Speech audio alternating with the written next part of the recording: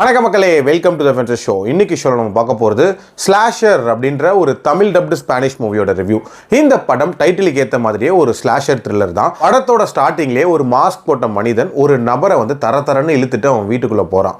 அந்த வீட்டுக்குள்ளே போனால் அவனோட மனைவி ரொம்ப கேஷுவலாக அவனை ரிசீவ் பண்ணுறா. ஆல்சோ அந்த பையனும் பெரிய லெவலில் அதை பார்த்து ஷாக்கும் ஆகலை. ஏன்னா இவங்களோட பாரம்பரியத்திலேயே அந்த ஸ்லாஷிங் அப்படின்ற ஒரு விஷயம் இருக்கிறதா காட்டுறாங்க. அது நடந்து சில வருஷங்களுக்கு அப்புறமாட்டு பார்த்தீங்கன்னா அவங்க அப்பா இறந்து போயிருக்காரு. அந்த அம்மாவும் பையனும் மட்டும் அந்த வீட்டில் வாழ்ந்துட்டு இருக்காங்க.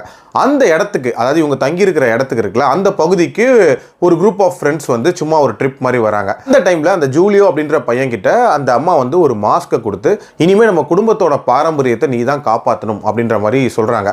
ஸோ அந்த பையன் அந்த பாரம்பரியத்துக்கு ஏற்ற மாதிரி அந்த கொலைகள் எல்லாம் பண்ணானா இல்லை அவன் மனமாற்றம் அடைஞ்சானா அப்படின்ற மாதிரி நிறைய விஷயங்களை சொல்லக்கூடிய ஒரு படம் தான் இந்த படம். எனக்கு இந்த படத்தில் பிடிச்ச விஷயம் அப்படின்றது, பொதுவாக ஸ்லாஷர் த்ரில்லர் படங்களில் கொடூரமாக கொலை பண்ணுறது எப்படி அப்படின்றதுல ஃபோக்கஸ் பண்ணியிருப்பாங்க.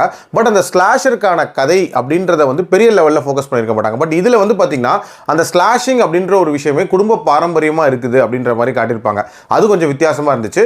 அதே மாதிரி நம்ம ஜூலியோவுக்கு ஏற்படக்கூடிய அந்த தடுமாற்றம், அதாவது ஒரு பர்டிகுலர் சுச்சுவேஷனில் கொலை பண்ணலாமா வேணாமா அப்படின்னு சொல்லிட்டு அவன் யோசிப்பான். ஸோ அந்த தடுமாற்றம் ஓரளவுக்கு நீட்டாக கேப்சர் பண்ணியிருப்பாங்க. மற்றபடி இந்த படத்தில் சொல்கிற அளவுக்கு பாசிட்டிவான விஷயங்கள் அப்படின்றது சுத்தமாக இல்லவே இல்லை அப்படின்னே சொல்லலாம்.